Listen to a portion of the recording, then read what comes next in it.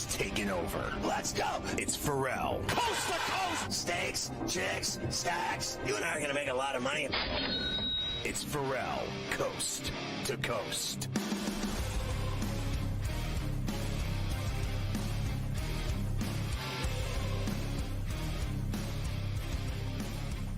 All right, make sure you get the SportsGrid app on iOS or Android. It's free. You're going to love it. You can watch the network on there, listen to the network on there. It's got in-game odds, everything. The SportsGrid app. It's smarter to be on SportsGrid. Hey, did you know we're streaming on X? Yeah, go to SportsGrid-Live. It's 7 days per, baby. Get the Ferrall Coast to Coast and Ferrall on a Bench podcast on Apple iTunes every day, Monday through Friday. Let me give you the lineup for tonight on SportsGrid TV. After the show at 6 to 8, it's Game Time Decisions with the Mayor of Miami, Joe Ranieri. And then at 8 to 11, it's In-Game Live Bracket Central with Ben Stevens and, of course, Coach Young, who's joining us now, and the Kevin Walsh. And on SportsGrid Radio at 8:30 until close, it'll be Morency on the radio and on SportsGrid On Demand on YouTube. So they're going to be doing a double broadcast on the game on both YouTube with Morency and his friends, etc., the Prime Minister. And then on SportsGrid TV, it's Ben, Coach, and Kevin. All right. No Carver and Lisi tonight. Carver High will be in a bowl of popcorn and several Bud Lights watching Florida and Houston. Of course, Coach James Young from Betting Above the Rim and on Coast to Coast. You see him on SportsGrid across the board. He's had Houston since the beginning. He's been on the Cougars. I certainly would never disagree with him on anything, let alone their defense. I had all four number ones going to the Final Four. They did. I had Houston in the 5, but I had Duke winning, and I had Auburn winning. So I ate it there.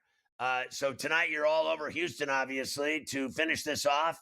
It's a dangerous team they're playing, obviously. Yeah, you said the hizzy, and that was faux shizzy, because I've been on them since day one. Listen, styles are going to make fights. And to me, the most pivotal thing, Scotty, is going to be the referees. How do they dictate this game? You know it and I know it. We're old men. You get us playing against some kids. What are we going to do, Ferrall? Every time they come in lane, we're gonna check them through the lane. We're gonna make sure they feel us. That's the way Houston wants to play. They want to play physical. They want to use their strength. They're also, Ferrall, one of the best conditioned teams I've ever seen. You kind of saw that play out. I'm sure we'll get into the Duke game a little bit, but I've been on Houston since day one. I just think this is different than a typical Calvin Sampson team, where it used to be give it to Jamal Shedd, get out of the way. Give it to Marcus Sasser, get out of the way. They now have 3 guards legitimately in Cryer, Uzan, and Sharp that are all capable of getting a bucket. And they've all had their moments with big spots. Now, people are looking at me and say, they haven't seen Florida yet with the size. You may be right. They also took a top 5 draft pick, Kamal Maliwatch, and Chop Suey would have got more rebounds than that kid on Saturday night. And we know Chop don't like to bang the board. She just likes to hit He was threes. awful. I thought that kid was awful. He looked like a toothpick out there. Oh, because you know why, Ferrall? It was grown man ball. Grown man just banging his ass out of there saying, you're not getting any rebounds, dude. And I think if you look at what Florida did to Auburn, they wore out Janai Broome, right? You know, with the 3 bigs, constantly rotating those 3 bigs on Janai. Well, Houston's got 3 bigs just as good, if not better, than Florida's bigs. May not be as tall, but way more physical and excellent at protecting the rim. It's going to come down to the guard play. And although Walter Clayton Jr. is probably the best guard of the 2 teams, I wouldn't disagree with that. You could argue the 3 best guards after that all are on Houston's side. I also get the advantage of Calvin Sampson on the sideline. And because of that, I like Houston to cut down the nets tonight in San Antonio. And you like it to stay under because of the defense, because it's not like Florida's shabby either. They shut down Auburn. Yeah, absolutely. Listen, Ferrall, this is going to be a half-court game. Number one, Ferrall, there's no better team in college basketball. You know this. that gets you to play their way. I mean, you just think about it. Like, even when you press, and you watched it on Sunday with Tennessee, even when you press these guys, they still break the press, and they don't get sped up. They get it to their offense. It's going to be a half-court game, and I think Florida, as much as people think about their great offense, they're just as comfortable playing that half-court game as well because of their propensity to attack the boards. Now, do they want to get out and run? Yes. A guy like Elijah Martin wants to get out in passing lanes, get steals, get dunked. That's their transition game. But besides that, Ferrall, this is a half-court game. And the more half-court game this is, the more that it predicates to Houston. I don't think Houston can win the game going over, but I know they can win the game going under. You know, I got to be honest with you. I thought in the half court that Florida didn't turn the ball over against Auburn. Like, they just maintained. They kept bringing in guys that were controlling the ball, getting the ball to the right guys in their hands, not screwing it up, despite the pressure that Auburn, and they were a football team playing basketball. They were physical, but it didn't phase Florida. That was amazing to me that, they didn't really screw it up. And then I got to ask you, I know you're high on Houston, and with respect, I am too. They're great defensively, but there's no way you could tell me that you thought they would score one basket in 10 and a half minutes. Like, I have never in my life seen a team that good, not score more than one basket in 10 and a half minutes. I've never seen it before. I've never seen it. And the one basket they hit was the Cooper Flag 3, 64-55 on the wing ball screen, pick and pop, wing 3, and you thought it was over. Ferrall, they put on a masterclass of defense, but Duke showed their problems. Look at all the games they lost, Ferrall. Close, down the stretch. And I thought numerous times, number one, the biggest point of the game no one's talking about was Cryer, Uzan. 3-3-3 to end the first half. Because it gave them a little bit of momentum and juice being down 6 at the break. Right? But even down 11 or 12 or 14 in the second half, I thought John Shire, especially in the last 6 minutes, was so concerned with bleeding the clock that I think they got out of what they were able to do. Right? And I thought that Houston started to pick up momentum as the game got closer. You saw them loosen up. You saw Duke tighten up. That's why when you looked at those games with Houston, those 3 overtime losses come to play right there, Ferrall, because they've been in a moment numerous times. Duke had not. I also think at the end of the day, John Shire was thoroughly out coached. He had no press break. He wasn't prepared for a press. Like, that's how crazy. He was not prepared to get pressed by Houston because Houston don't press. But Houston doesn't need to press. They just need to pick you up full court, right? Zion James had no business taking the ball out of bounds. I don't know why. It should have been Cooper Flag. What's the difference? What's the difference in that for our viewers and listeners? The difference between the press or the full court? Yeah, it's just about disruption. It's about disruption. They were trying to be disruptors a little bit more to full court to try and get Duke to maybe throw the ball around the gym because of a nervous energy. Simply put, what they should have done, Cooper Flag should have took the ball out of bounds, get it to Proctor or Knipple, then get it back. Now it's him and Roberts, 101, shell drill, full court, sight line to see over the defense. That's what I would have done. It was wrong to have this kid take out of bounds. But the biggest problem is that last play should have been top of the key, let Cooper Flag go on the run, put Maliwat in the dunk spot, 2 guys on the wing for shooters. The defense was loaded up. Cooper had no choice but to shoot a fadeaway. Well, I said earlier, a guy told me today, Larry Bird would have made that shot. He ain't no Larry Bird. No offense. He's good, but he ain't that good yet.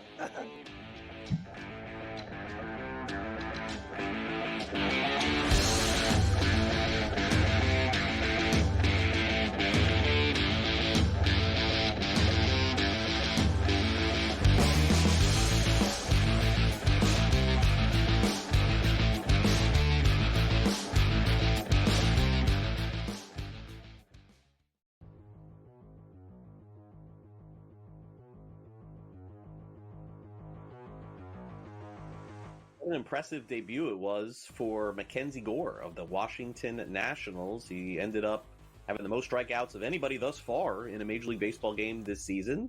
Buy or sell, George? Mackenzie Gore will be a top 15 fantasy baseball pitcher this season. Top 15. Buy or sell? You know, these questions are made up by Sam Yarnell, our producer, man behind the glass here. Who's a Washington Nationals fan here? You ever get the feeling that he just made this where you have to say buy, all right? Because top 15? Yeah, I think he'll be top 15. Come on, Sam, make it top 10. Make it a little bit more interesting. Maybe even top 5. Yeah, I think he's got the upside to be that. Once again, he is a good pitcher anyway. Once a top prospect here, you're pitching in a good pitcher's ballpark here. I think the upside is there for him to be much better than top 15. Top 5 may be pushing it, but I think he'll be inside the top 10. So, yes, I am all on board the Mackenzie Gore train. All right, yeah, I think that I am going to buy this too, man. I don't know. He's just, and again, it's not just that one start for me. I mean, I think I have the video somewhere. I was like literally sitting behind home plate for one of his starts in Palm Beach, and I was like, wow, like this guy's stuff looks really, really good. Yeah, I'm going to buy it too. I think he's a potential Cy Young Award candidate. As George said, you're dealing with bigger markets and bigger names with LA and some of the other teams. Arizona's got some great pitchers too. But I think he's definitely in the mix. And look, do I think he's a top 2 guy? No. Do I think he's a top 15 guy? Yes. I'll buy that. As his season, I think, is going to be a special one for him. Fantasy Sports Today. Weekends starting at 8 a.m. Only on SportsGrid.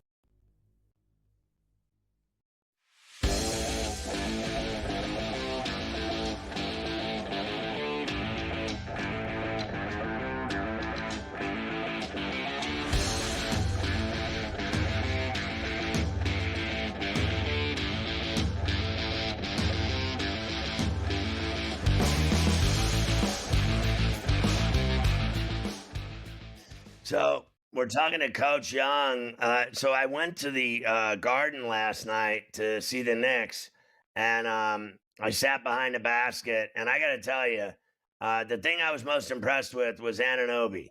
He's taken his game to another level. I don't know what's gotten into him, but he is now, attacking the rim and getting the ball. And you remember when he would just like stand on the wing or in the corner and shoot that three and do nothing? Mhm.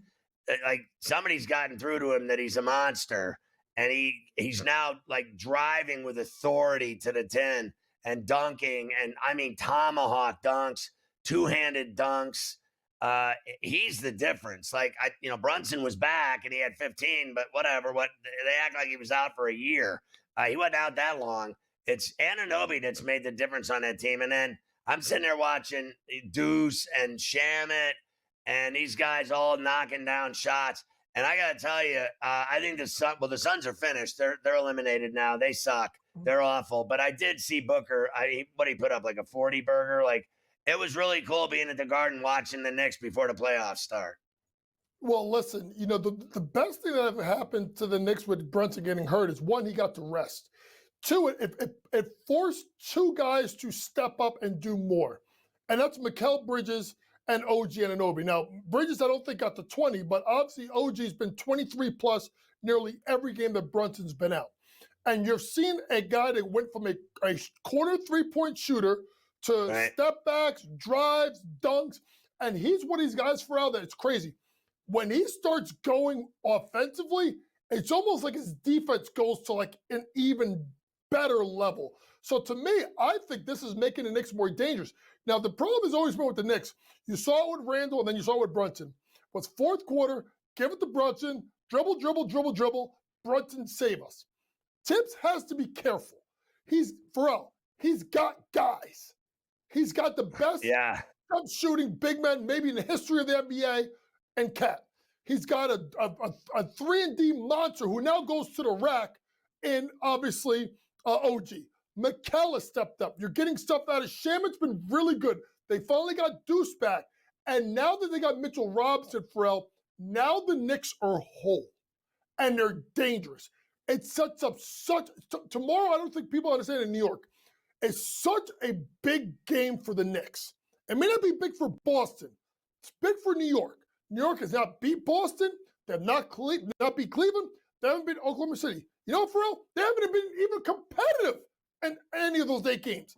The Knicks need to show up and show out tomorrow versus Boston in a big spot, and I have a feeling that they will. I hope you're right, because they sure haven't. In the 6 meetings between the Celtics and Cavs, they've lost every game.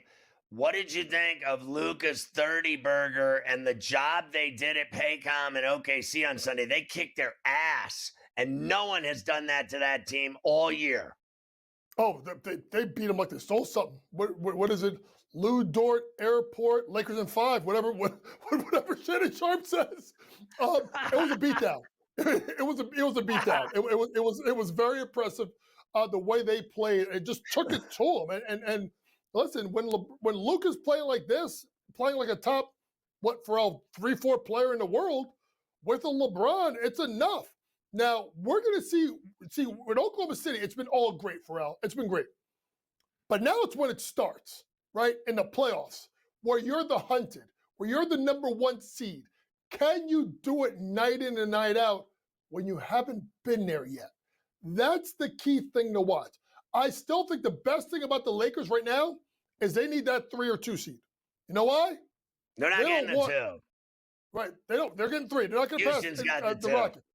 But here's the thing. They're good at 3. You know why? They don't want Denver. They don't want Denver. They better not let that be 4-5. They better not be 4-5. Because I don't care what they've done to Denver in the regular season. They're going to put Malone in a pinch. They're going to put Joker in a pinch. They're going to put Joker in the low post and say, bring me all the Alex Len and Jared Vanderbilt and Jackson Hayes and Rui Hachimuras that you want. And what they say, Ferrall? Barbecue chicken? It'll be Serbian chicken. That's what it will be. Wherever he's from, he'll be cooking Serbia. them all. Yeah, Serbian chicken. I said it right the first time. Listen, they've lost 4 straight, and they've won 3 and 10.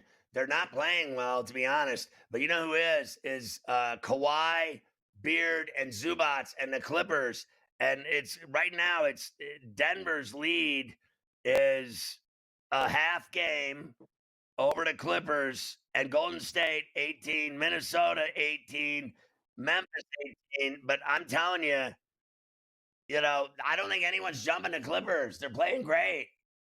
They're playing great, and listen, they have one of the best coaches in the world, in Tyronn Lue. But you know what it is, Ferrall? At any point, with Kawhi, I don't want to hear it. I don't want to hear it. He plays every night now. It's not happening. I think he's in great shape. He played every night last year, and he didn't make it through the playoffs. I always had that concern. I think Here's he will. my thing. There's a team that we have not talked. Listen, I love the story of Houston. They've been fantastic. They're probably too young and a year away. We'll see about Oklahoma City.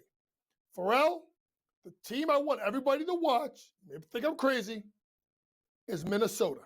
Of course. Because with that team, with Ant-Man, with that experience, with McDaniels, with Big Rudy at the center, where the game slows down, now you're going to have to depend on Julius Randle in the playoffs. But they're hot. They're hot. And they're a team that you don't want to see in the playoffs. Right now, let me ask you something. If 2-7 is Houston and Minnesota, I don't know about you. I love Houston. I'm taking Minnesota in that 7-game series. What did you think of Draymond Green losing his mind again against Şengün? He's a D. Hey, it's a day that ends in Y, right? So it's bound to happen. Yeah. Here's what Draymond does. When he goes against big men that start punking him out, he gets physical. And now he messed with baby Joker. And the best part about it is, shout out to Ime Udoka for talking all that ish. He should have done it. And listen, Golden State, as long as you're at Draymond, you ain't going to the finals. I don't care what anybody says. Great stuff, Coach. My man, enjoy the game tonight.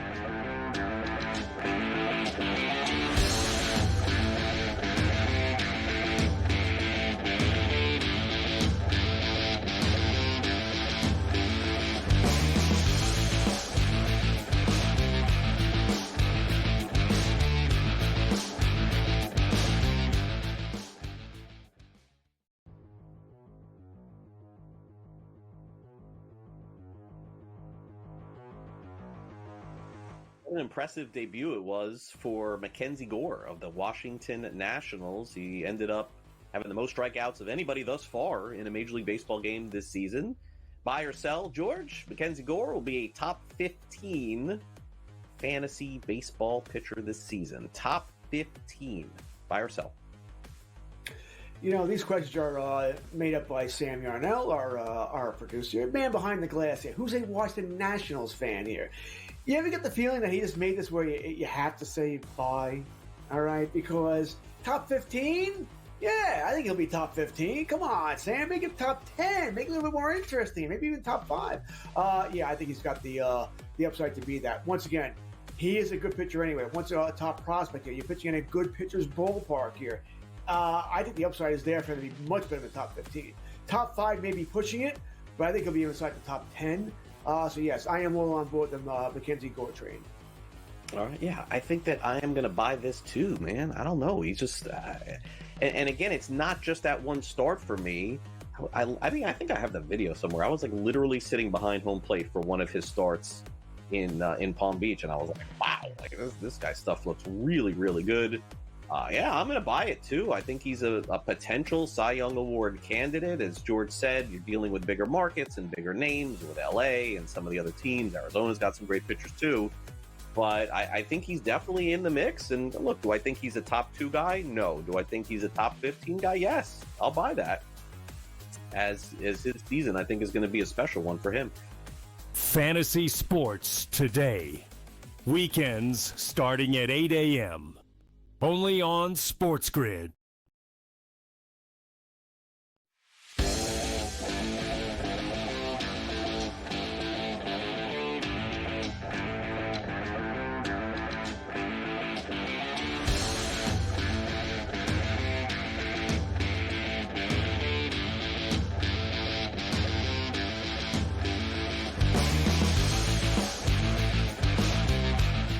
I've never rooted for Florida in anything, Carver High, ever. Not like the Tebow teams, not Billy Donovan teams, not this team. My son has a friend that goes to school in Gainesville. I don't like him either. I just don't root for them. But, if I were Houston, I'd be worried about them. Because I got to be honest with you. Look, I like Houston. I've said a million times I think they're great defense. I really do. I still don't believe, even though they did it, I still can't believe they did it. To be honest with you, they had no business winning that game. They deserved it the way they played defense and stole it. I will not deny that. I'm not stupid. I play a lot of basketball. So I know what they did, and it is a phenomenal accomplishment what they pulled off. It was a miracle, and they should have lost the game. Duke blew the game, in my opinion. It wasn't the other way around. I thought they blew the game. They just stopped scoring, and they played terrible in the last 11 minutes. That's just all there is to it. So as far as I'm concerned, what I saw was Florida kick Auburn's ass. Florida should be playing Duke. They're not. They're playing Houston. Now everybody's high on Houston because they, stole that game from Duke. I think they should be very worried about what they're running into tonight because I keep trying to figure out how Florida keeps winning every game. Meanwhile, I put them in the Final Four from the beginning. They're really good. And to disregard them like this is going to be easy work tonight for Houston, to me, is absurd. It's absurd. Yeah, I don't think that this is going to be easy work for anyone. I think the line shows us that it's not going to be easy work for anyone. Florida is a 1.5-point favorite right now here for this game tonight. The 1.5, that's it. They are favored. 140.5 is going to be the total. As far as where everybody else is, 61% of the bets, 53% of the money are on Florida this evening. As far as the total, the 56% of the bets and 39% of the money are on the over for tonight. So, look, I think if there's one team that can kind of slow this Florida group down, it is this Houston team. I think that Sampson's one of these guys who he's never won before. This might be his only crack at ever winning it. I think he's got the team that's good enough to do it. So I am going to go Houston, but it's shaky. I mean, this is a coin flip game tonight. No matter which way you want to look at it, it is a coin flip game. I'm going to try to take the Houston side. Listen, I'm rooting for him. I hope he gets it done. I hope they beat him. I really do. I just think Florida's going to win and cover. I'm rooting for Houston all night, and there's no problem in that, is there? To say I still think Florida will win and cover. I'm rooting for Houston, but I just think that people think this is a done deal because they beat Duke. That you have to remember, the U.S. Olympic hockey team still had to beat Sweden, right? You win the game in the semis. It's not the same thing as winning the last one. You got to win one more. Now, look. I've seen this thing 50 times. Like, trust me, it's no joke. So they're dealing with, and remember this, simple as this, Florida wins national championships in everything. Basketball and football, that's all they do. Houston never wins jack. Ever. Look, am I wrong about that? Like, am I wrong? You heard the guy before me. This is the first time they're even in the title game since 1984. You know, they're never in this spot. And I think that the other thing that I could see obviously shading to Florida is Florida has the most talented player on the floor. They just do. Clayton's been the best player in this tournament. What he has now done for them against Texas Tech, against Auburn, he has been without question. Did Flagg just put 27 on Houston? Yeah, he did. So this kid scores 27 points a game. If he has 27, they'll win. Yeah.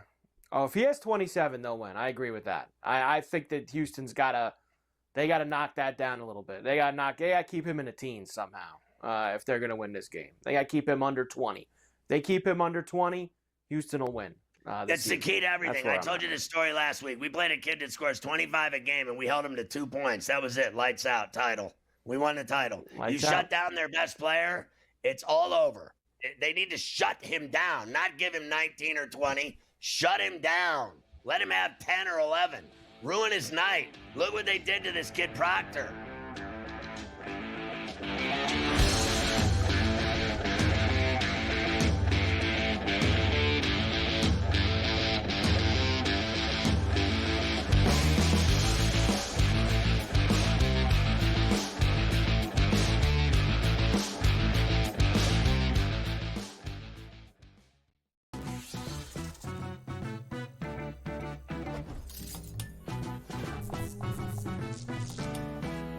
We all know nothing beats the energy of playing live roulette in a casino.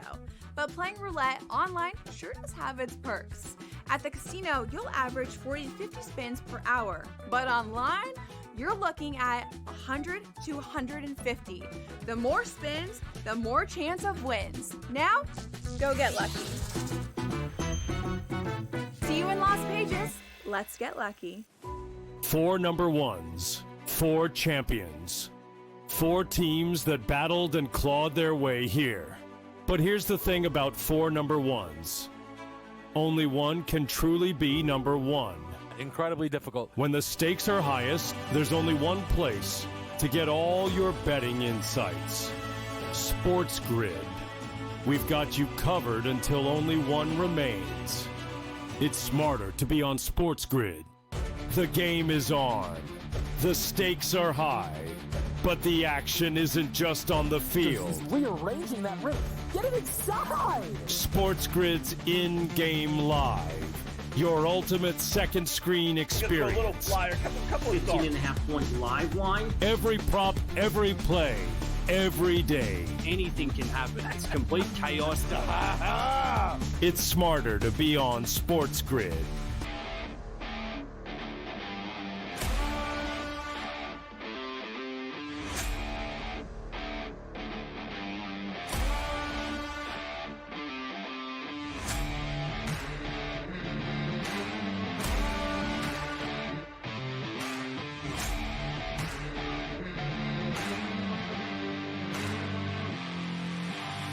It's smarter to be on SportsGrid.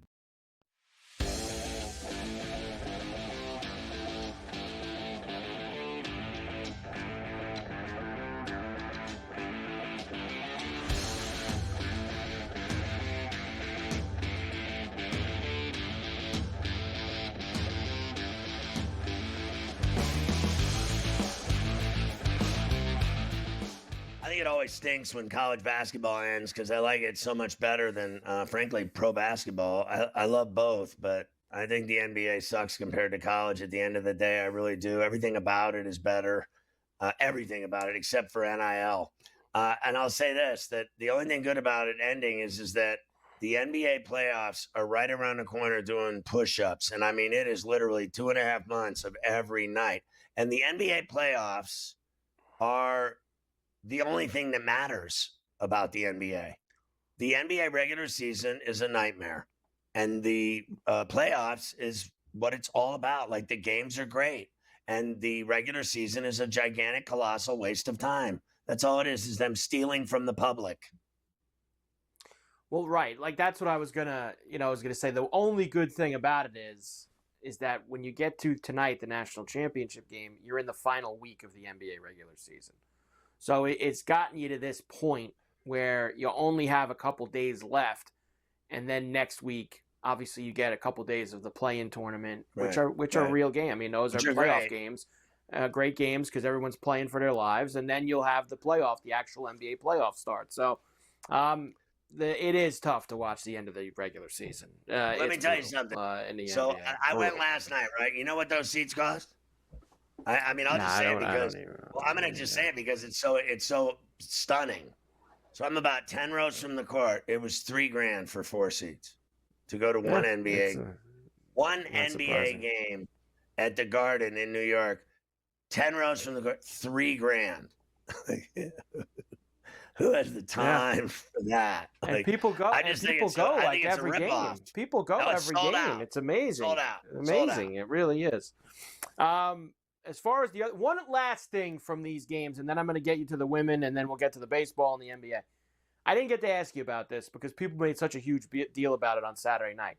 What did you think of the call they made on flag on the free throw, on the rebound, that everyone got so up in arms about? What did you think of that call in the final minute? I thought it was weak, but, it is what it is. Like, it's the same thing I've said a million times before. They ruin everything. I mean, the greatest games of all time, they're always ruined by some ref call, like some call, the phantom calls.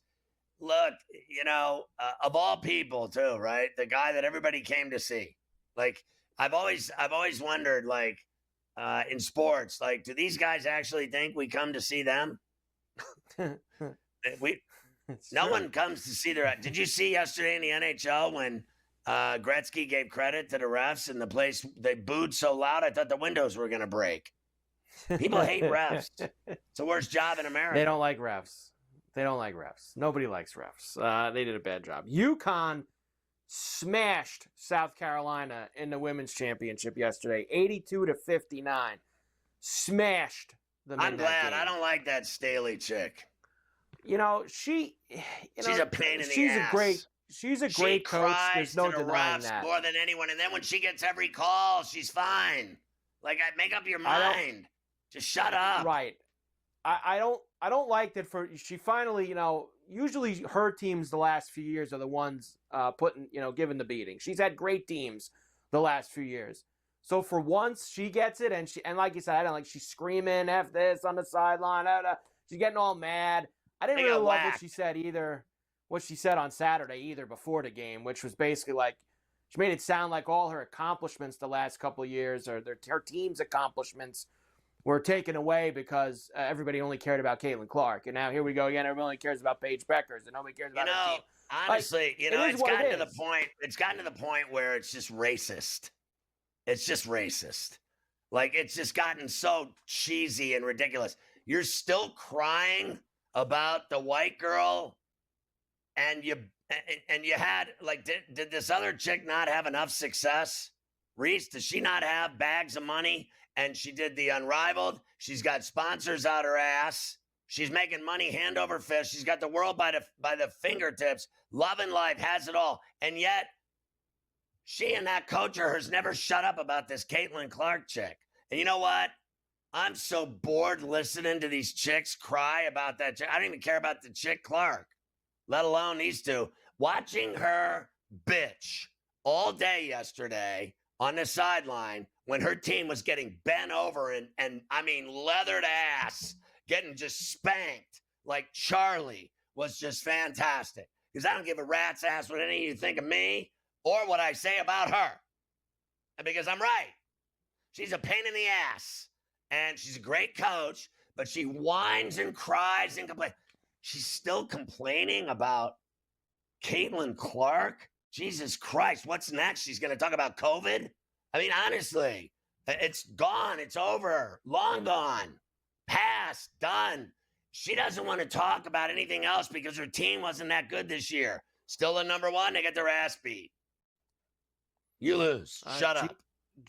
Gino Auriemma becomes the oldest coach to win any NCAA basketball title at 71 years old. Rings. It was his 12th championship with UConn.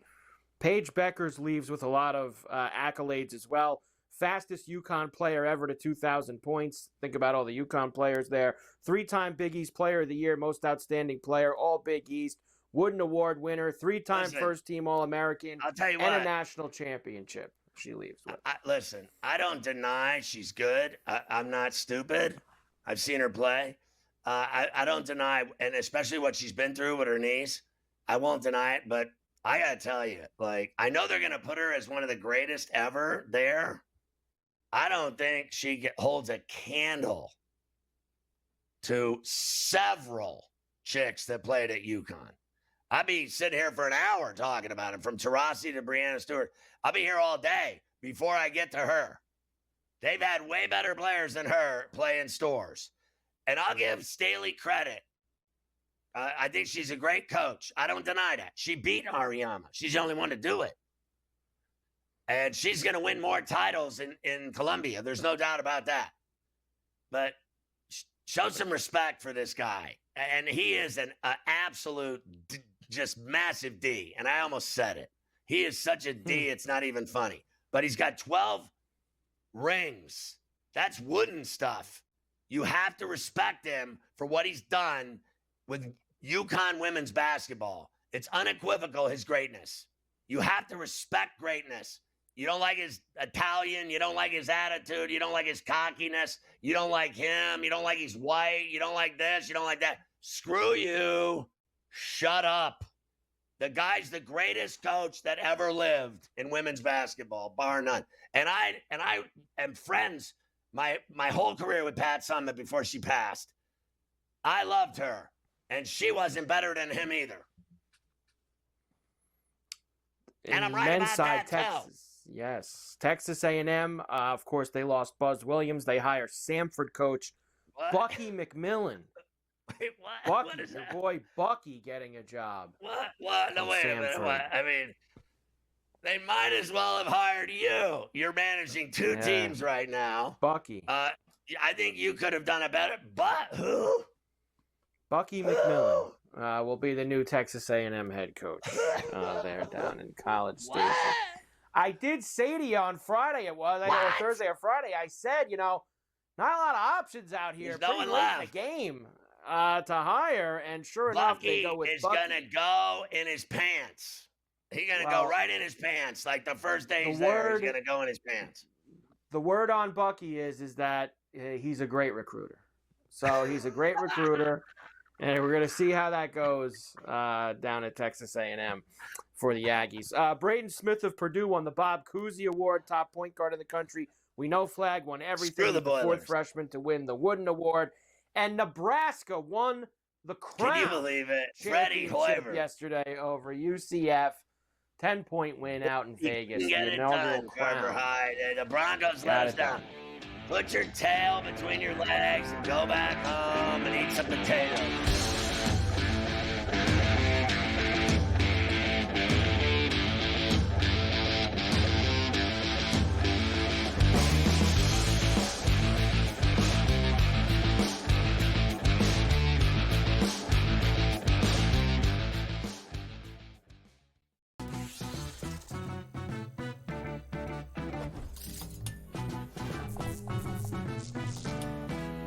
We all know nothing beats the energy of playing live roulette in a casino, but playing roulette online sure does have its perks. At the casino, you'll average 40 to 50 spins per hour, but online, you're looking at 100 to 150. The more spins, the more chance of wins. Now, go get lucky. See you in Las Vegas. Let's get lucky. 4 number ones, 4 champions, 4 teams that battled and clawed their way here. But here's the thing about 4 number ones. Only one can truly be number one.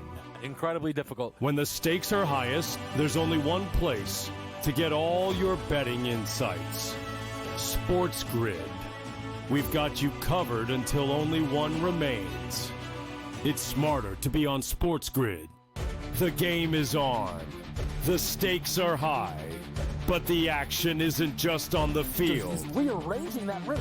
Get it inside! SportsGrid's in-game live. Your ultimate second screen experience. A little flyer, couple 15.5-point live line. Every prop, every play, every day. Anything can happen. It's complete chaos. It's smarter to be on SportsGrid.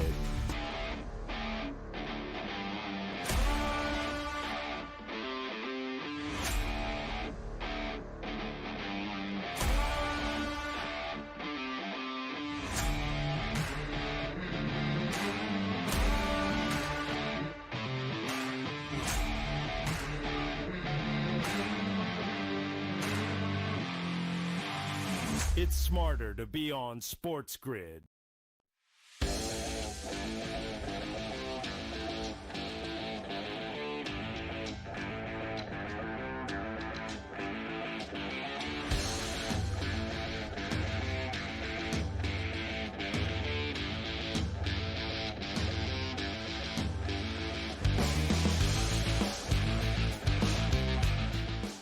It is amazing to me, Mike, the Garden. I've called games in there. I've done NHL play-by-play in there. I've walked in through the player entrance down at the bottom where they park the buses and the cars and everything, and go up the ramp, and you get up there and you see all these, the Rolling Stones, Led Zeppelin, and Billy Joel, everything. Just Aerosmith, every band ever. It's just the greatest place. And then, if you go in as a fan and you go up there, and what's amazing to me, Mike, is how old it is and how incredible it still is. Like, I go in there like yesterday, I'm 10 rows from the court. I mean to tell you, that place is just so magnificent. And it's so old, it's inexplicable. You can't even make it up. Like, I'm standing in there, and it still works. Like, everything. The only thing that doesn't work is when you're leaving, going down those escalators and walking, and they turn them off, and you got to walk down 6 flights. That sucks. But other than that, this place is the most unbelievable sporting venue in the world. It really is. Nothing tops that place. Like, I guess maybe people would say Anfield and places like this. I doubt it, right? Like, I'm not going there. There's no way. There's only one Mecca. The world's most famous. I was in there yesterday. I was looking up, and I'm sitting down on the court, 10 rows from the court, looking up, and the place is completely jacked and sold out. And I'm like, this is heaven. This is where this is where they should spread my ashes. And I don't even like the teams. I like the Knicks, but it's not like I don't go there that much. You know what I mean? You can't go to games there all the time. You'll go broke. Honestly, can you imagine like the season tickets and the Knicks? You got to be a multimillionaire to have them. I mean, you can't go to a game. Tickets are $750 a pop. You absolutely need to be a millionaire to have season tickets there. Go there every night with all the things that are involved in going to that place. I mean, unless you're gonna go there and not have anything to eat or drink, I guess, or you're not gonna park your car. I don't know. I mean, impossible. if you're not gonna do it, if you're not gonna do any of those things, but those are impossible things to get through, as you know, if you're going to every single game. It's big business now, very big business at the Garden, but it does still have that. There are portions of the Garden that when you walk through them, it still has that old feel, and especially when you walk out into the actual arena stuff, it's still, despite the fact that they've now remodeled it a bunch of times and they did all that big work 5-6 years ago, 4 years ago, whatever it is at this point on each level, it still feels like the Garden when you go in there. It's an amazing place. And imagine, how about they want to move it somewhere else, build a new one? Well, just stop. It's just Stop ridiculous. it. Well, then they want to knock down the what is it across the street? The post office, put it over there. Yeah, then they want to now put it that's down a the train block somewhere station. else. Now that just stop. Just enough.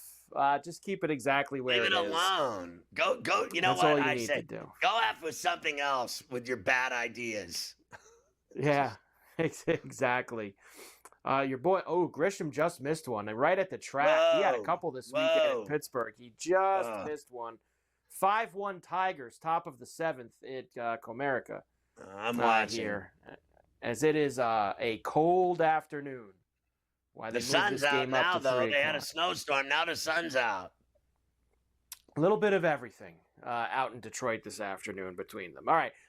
We got a lot of games tonight in baseball as well. Let me just give you a few things from the weekend. I know the Yankees are playing right now, but the Pirates did get a win over them on Sunday. Extra innings. They blew it in the 9th, but then in the 11th, I know we've had a lot of Pirate walk-off audios on the other side. They actually get the walk-off this time. Pittsburgh Sportsnet. 9th pitch of this at-bat. And this will walk it off. Tommy Pham to deep left field. And raise the Jolly Roger.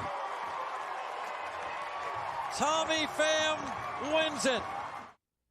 Yeah, and I'm still trying to figure out what his role is there because he's awful, too. I don't even care if he had a walk-off. I watch this guy with his 0 for 4s every night.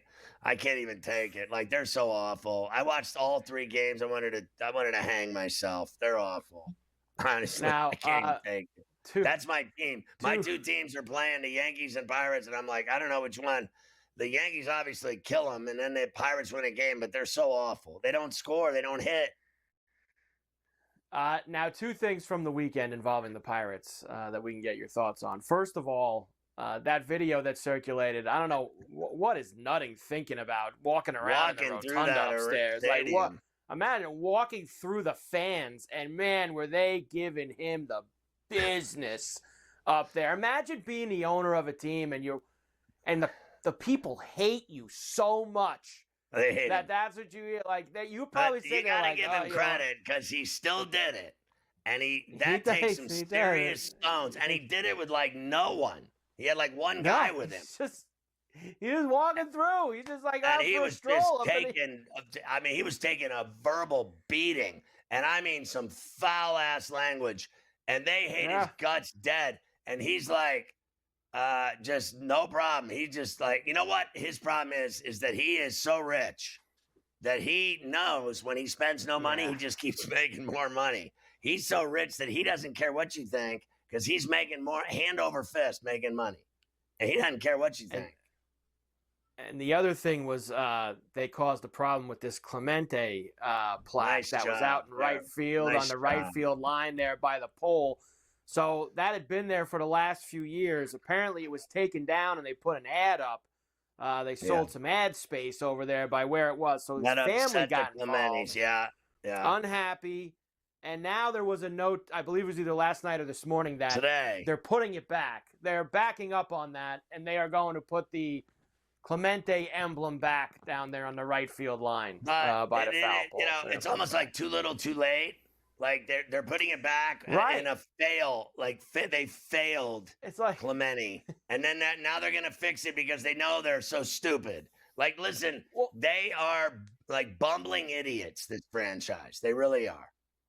It's like they thought no one was gonna notice. It's like we're gonna put this big Surfside ad over on the right field line, and we're gonna hope that nobody remembers that the Clemente thing was there. We'll just try to get away with it. Pretty stupid.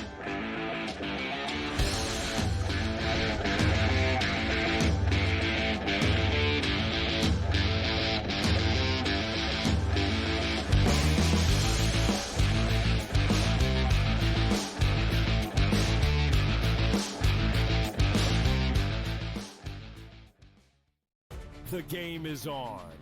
The stakes are high. But the action isn't just on the field. He's rearranging that riff. Get it inside! SportsGrid's in-game live. Your ultimate second screen experience. A little flyer, couple 15.5-point live line. Every prop, every play, every day. Anything can happen. That's complete chaos. It's smarter to be on SportsGrid. He'll never stop shooting a basketball the rest of his life. All he's going to do is become one of those old, famous ex-players that's in the Hall of Fame, that's a legend, that shows up at games, just like his dad did. His dad shows up at games. His dad was never as good as he is. And his brother is the lost soul. Like, they don't even care about his broke ass. This guy, Steph Curry, can play forever. Ferrall, coast to coast. Only on SportsGrid. The two guys that can do it all. Too much electricity this morning. This is a good time. We're having a lot of fun. I had to do a triple take. Ka-ching! Why? Because of parity. I didn't mean to offend. Yeah, it's not going to happen. Load management is a dirty word. Let him rip. You know what? Circumstances provide the results. What? How do you do this once? Oh, Donnie, you got such a good show there. A network that is booming. The early line. Only on SportsGrid. 4 number ones, 4 champions, 4 teams that battled and clawed their way here. But here's the thing about 4 number ones. Only one can truly be number one. Incredibly difficult. When the stakes are highest, there's only one place to get all your betting insights. SportsGrid. We've got you covered until only one remains. It's smarter to be on SportsGrid.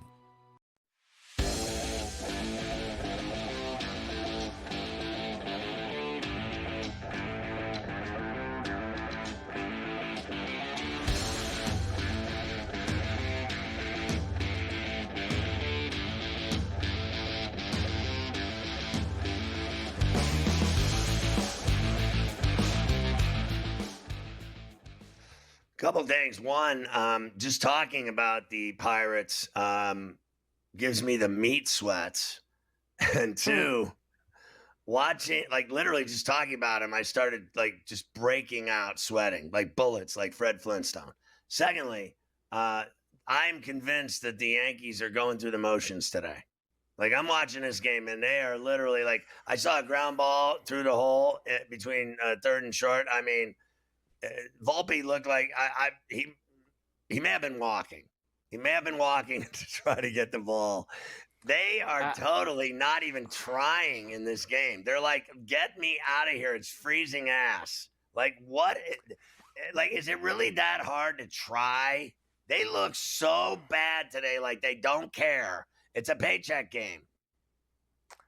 They do feed off some of those vibes watching them this afternoon. Like, it's like this is the last place we want to be. Like, we really don't want to be here right now. Now, they would have felt worse. It's supposed to be like 20 degrees colder there tonight, which is why they moved the game up. So they shouldn't be complaining. It could have been a lot worse. And they're playing the next 2 days at 1 o'clock also because of that. They're playing in the afternoon, Tuesday and Wednesday. So you get day ball tomorrow with the Yankees as well. Brian Dayball for us. Well, Brian Dayball there, too. All right, quickly, all the other stuff from the weekend. Judge matched Ruth with 321 homers in his first 1,000 games as a Yankee. The Dodgers are human, I guess, for one weekend. They lost 2 out of 3 in Philadelphia to the Phillies. Man, they tried to. They almost came back and won that game yesterday, though. That game looked over after that Castellanos grand slam. Dodgers came back, took the lead, but the Phillies still won it. They did put Blake Snell on the IL with shoulder inflammation. Not a good scene for him. Time out. Your boy Time out. I got 5 left. Yes. Are you hearing this story about this Tigers assistant general manager? No. Sam Menzin stepping down amid an investigation of quote-unquote unsolicited lewd photos being sent to female staffers throughout the front office. End quote. Didn't see that. Allegedly, Let me see. Your boy Sam stepping down. A bad day today at the Tigers front office with some guy apparently sending D pics around to the staff. Having a bad day. Your guy sending. I thought it'd be a good idea to send out those family photos of his crotch. Yeah, it looks like he's. I just saw that. This gentleman. What is happening? Sam Menzin was the Tigers' assistant GM. He's not anymore. as he is now resigned. Now he's going to be a crossing guard. Don't let him near the kids. There you go. The Red Sox swept a doubleheader from the Cardinals yesterday. They smashed them. They scored a bunch of runs. I don't even want to hear it. Forget Devers with his RBI double. I needed him to hit a homer. Bregman did have a 3-run homer in that game. Mets beat Toronto 2-1 yesterday. Toronto and Vladdy. I was very surprised at this because it seemed like they were so far apart before the season, but 14 years, $500 million for Vladdy to stay in Toronto. So congrats to him. North of the border, Vladdy now forever. Can the guy hit a homer this year? Yeah. I mean, please. Well, listen. So let's just get real here for a second. Like, nobody likes to hear the harsh truth, but they never win either. Like, so they gave this guy all this money. He's been there already, and he's never got it done. They've had, Bichette. They got all these guys. They never get it done. Ever. So they're paying through the nose for that guy, and he's never won anything for him. You know what I mean? Like, Soto got that money because he carried the Yankees to the World Series on his back. Alonso got ripped off by the Mets. Meanwhile, he carried them to the playoffs and through the playoffs. What has Vladdy Guerrero done in Toronto besides nothing? Zero so far. Astros had a big comeback yesterday, highlighted by Yordan Alvarez, 2-run homer. They did beat the Twins 9-7 and 10. Padres beat the Cubs 8-7. Giants and Mariners played some wild games all weekend in San Francisco. How about the Giants? 9-1? Now the Giants, they just don't lose. And they are now in first because the Dodgers and Padres have 2 losses after this weekend. So good start for them. And Rob Manfred says, it is, quote, 100% a massive problem, end quote, that some owners don't invest in their teams during MLB free agency. So Bob I Nutting. guess, what are you going to... Yeah, Bob, that would be Bob. Bob would be one of those guys in that pool of people that Rob Manfred is talking about, yes.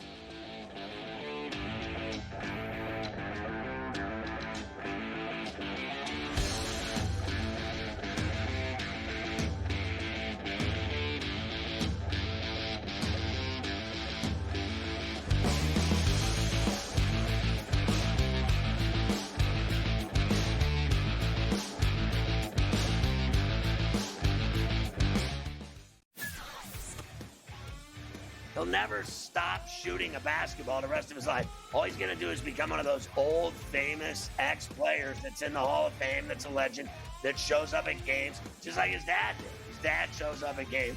His dad was never as good as he is. And his brother is the lost soul. Like, they don't even care about his broke ass. This guy, Steph Curry, can play forever. Ferrall, coast to coast. Only on SportsGrid. Okay, what tools can you use to measure those things a bit? And that's where you have like force plates and 3D motion and launch monitors, things like that.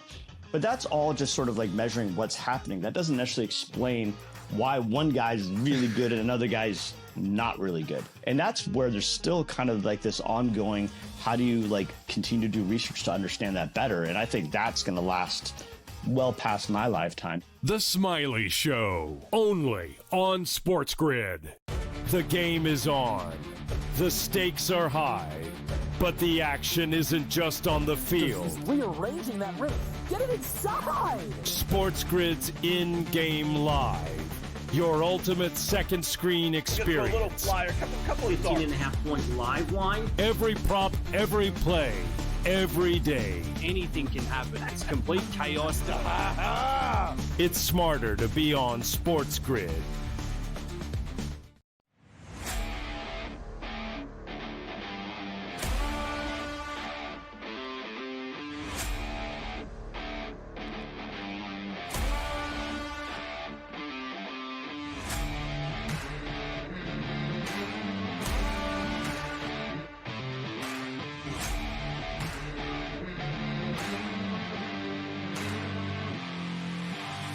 It's smarter to be on SportsGrid.